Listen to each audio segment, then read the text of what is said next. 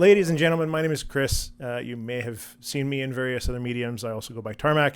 There's a buddy of mine who's been making a video game, or he's come to me recently to chat about a lot of this and asked for a little bit of help. So I'm going to help him with some of the marketing side, but we also wanted to do some developer blogs, keep people informed, just kind of keep giving some information and try and show how to build a game, maybe if you've never done one before. So, Isaac, very recently you came to me saying that you decided you were going to make a video game.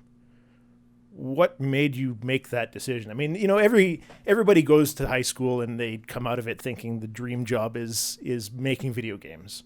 But to actually go that next step further and start, why?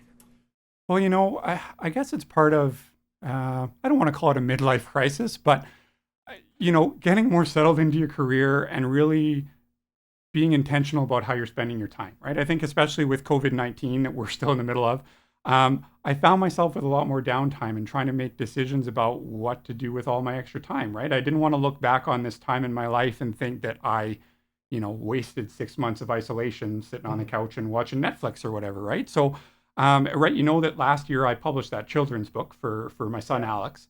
And that really inspired me that, to me, I mean, the project was a big success. I mean, right, I'm now technically a published author on Amazon and in some local bookstores. And so for me, that was, you know, a bit of success in a bit of a passion project that was a little different from my normal day-to-day career.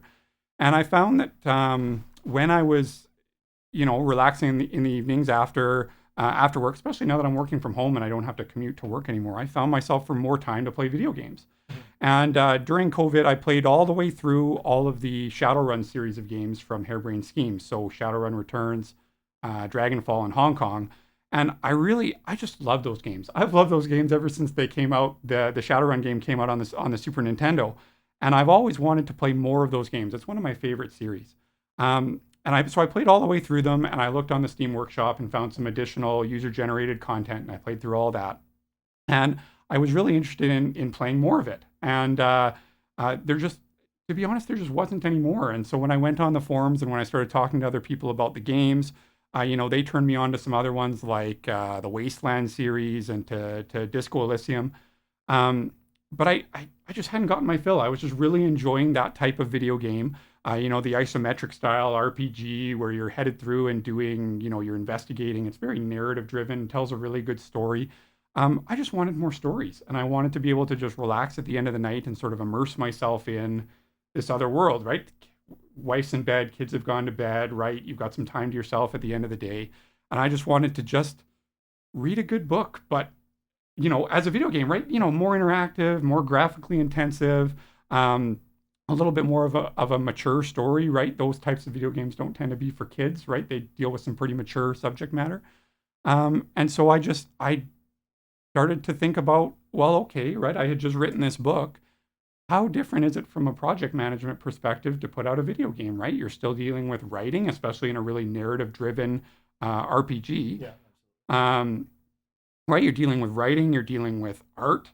The only really different part is things like programming and distribution and you know, the whole digital side of it, obviously, being different from a book. But I started to think that, well, you know, it's not totally out in left field that I would be able to do this. I mean, I have some project management background, even on the IT side at work. So it's not inconceivable that I'd be able to put something like this together, right? With the right team and the right mentorship and with enough funding, I could probably do something. And so I started out by reaching out to the CEO of Harebrained Schemes, and I asked him whether or not I guess my first thought was, if I can just make another Shadowrun game, right? I already enjoyed the Shadowrun world so much, and I played through all those games. And, you know, I guess I could have gone the user-generated content route and just made my own additional Shadowrun game on the Steam Workshop. But I really wanted to go my own way and have the chance to generate some revenue with it, right? If I'm going to put my time into it and that sort of thing, I wanted to make sure I could get something back out of it for myself. And so I approached him about whether or not I could license the IP and license the engine, because I know that they have the you know, the level builder, the campaign builder that you can use to build the UGC. So I approached him about whether or not that was available, and he got back to me right away and said basically no, right? Harebrained Schemes being owned by Paradox Interactive, they don't sell their intellectual property, including their code, their engines and things like that, and that actually. And this was news to me that the Shadowrun IP was owned by Microsoft because they released the first-person shooter Shadowrun game for the Xbox back in 2007 or so, I guess. Right. And so, right, basically, if I wanted the license to make more Shadowrun games, not only could I not have the engine, but I had to go talk to Microsoft about licensing the IP. And right, he was pretty frank with me. It was, it's kind of off-putting at the trying to get started and all this. It was a little bit discouraging, but I understand the sentiment, right? He basically said, they licensed Shadowrun to us because we wrote the original Shadowrun RPG and we've been involved in all the video games so far. So of course we're a natural fit. If you're, you're not involved in the gaming industry at all, you've never made a video game before, you're not backed by a publisher or a studio, you can ask them if you want, but I doubt they would even talk to you because basically what business do you have asking them for it? And so I was kind of like, again, obviously discouraged.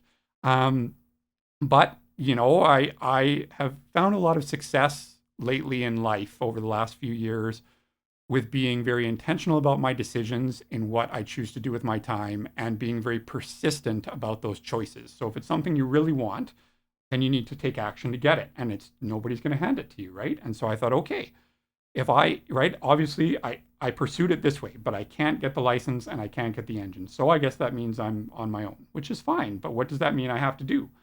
So I figured the first thing I would do is come up with an idea or a story. And, having written this children's book and having a bit of a background just as a hobbyist, I guess I write science fiction in my spare time.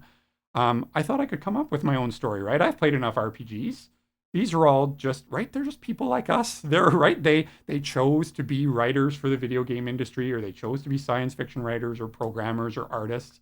We can make those choices too. It just means that we have to be willing to put in the time and the effort and learn about how all this stuff works. And so I came up with a very rough idea for a game, and that's now called Sovereign Syndicate, which is it's a really, like I've been saying, it's a narrative-driven RPG in that Shadowrun style, but it's in a steampunk fantasy London, so multiple classes of humanoids.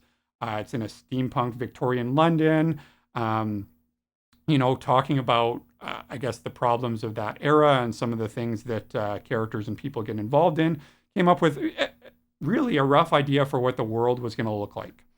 And then started thinking about what else I might need. So, obviously video games need programmers and they need artists and they need, right?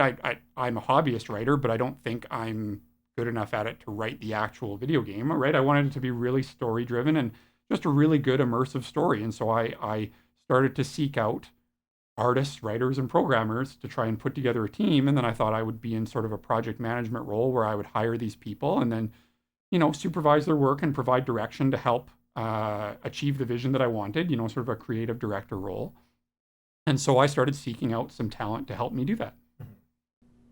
So the type of game that you're making, very much on the RPG side, very much on, you've got the steampunk angle and a lot of characters and a lot of heavy writing and whatnot. Who's this for? Like, who's your target? Really, I wanted to make it for me. Right? These are the types of games that I really enjoy playing. And I thought if I was going to involve myself in a project like this and I was going to spend my time and money on it, I wanted it to be a game that at the end of the day, I wanted to play.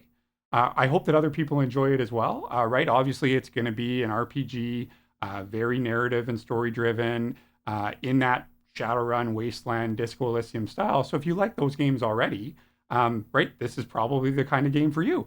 At the same time, right, I'm middle-aged, I'm married with 2 kids, I have a busy life, and so I wanted a game that I could relax and indulge in at the end of the day, but that at the same time was written in a very approachable way where I didn't have to sit down for 2 hours in a game session because I just don't have 2 hours, right? Where I could sit down and for 20 minutes, right, jump into wherever I am in the campaign and play through a small piece of the story, just like you're reading a chapter in a book before you go to bed at night or something like that, right? I have some time now. I can play through a portion of it, but I can stop and I can pick up again tomorrow or next week or next month, whenever my schedule allows. Right. Okay. Now, you were mentioning that when you were talking to some of the other companies about whether you could license either the engine or the intellectual property, that you kind of ran up against brick walls. I mean, creative projects are, it's a project management thing. It can be a tough thing for a lot of people. How's the reaction been when you've talked to others? Like, are you getting a lot of positivity? Are you getting a lot of, what the hell are you doing? You're not a game developer. Get off my yard. Yeah. It's funny you should say that. I've put together a small team of people that I think are very engaged and that, themselves, other than the programmers, are fairly new to the game industry. I hope as excited about it as I am. But you're right. It's been a challenge to put that team of people together. I think, Harebrained Schemes was only one example, but certainly I've encountered some resistance, right? When you go in and you're totally new to this, people assume that you're not going to be any good at it, that you can't do it because you haven't done the things that you're supposed to do before you do this, right? You're not a programmer. How can you make a video game? Right? You're not an artist. How can you make a video game, right? All these sorts of questions have come out right? I'm an indie studio. I don't have super deep pockets. I'm not EA. I'm not trying to spend millions of dollars to put out this game.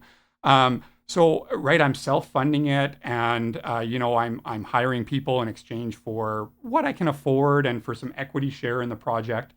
Some people don't really place a lot of value on that, right? Because I'm sure that they've been with indie studios or on projects that ultimately failed and didn't end up generating any revenue. So I think there's a bit of a stigma against people like me that aren't game industry people, that aren't programmers when we try and get into this world, right? I've had a lot of programmers tell me, you've never made a game before and you're not a programmer, I don't want to work with you. Or, right, what is an equity share worth to me of a game that's never going to go to market? You're probably not going to be able to finish. You haven't thought about how much it costs or how much work it is. Why would I even want to be involved in a project like this? I posted a job ad to a Facebook group, and that was for the local indie game scene. And the first response I got on it was, is this a paid job? And, yeah, it is actually a paid job. I am paying the guy who I ended up hiring for the position. But that sort of really struck me as typical of what the community thinks of these sorts of projects, right? I'm an unknown commodity, never made a game before. But, it's that old joke, getting an entry-level position that requires 3 years of experience. How do I ever get the job if I don't have 3 years of experience? How do I ever make a game if no one will make a game with me because I've never made a game before? Like, it's this old, right? Like, it's a catch-22. And it's been challenging, but with persistence, I've so far been successful. Right. I've seen some of the stuff that's come out of your team, and it'll be interesting to start showing some of the different art assets and some of the different things that you guys are working on. So now that you've started to navigate the mire of outsourcing effectively, right? Which it to some extent can have a bit of a negative connotation in gaming, right? And yeah. So how do you go about making sure that these people are going to give you the product that you want? Yeah. I think more than anything, I think it's about hiring the right person. Maybe I'm biased because I have an HR background at work, but I think that recruiting and hiring the right talent and giving them the tools they need to be successful is probably the most important decision that an organization makes. So I think that the right freelancers are out there, right? There are some very talented people. You need to use the right recruitment channel. So try and find the right people where those people are. For example, I found my writer on Fiverr because there are a lot of ghostwriters who tend to congregate on Fiverr and do science fiction writing or other types of writing for people. At the same time, Fiverr was a terrible place to find artists. The artists that were there were just not, the work that they put out, I just wasn't happy with. It wasn't suitable for the game product that I was looking for.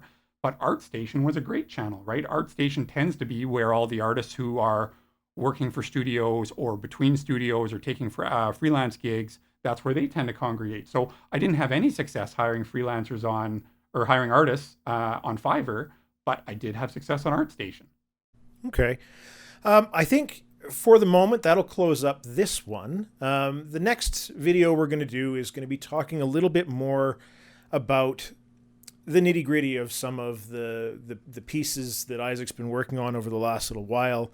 We're going to be talking about things like game engine and some other details along those lines. So stay tuned, and you'll get to see that one in a little while. Thanks, everyone. Take care.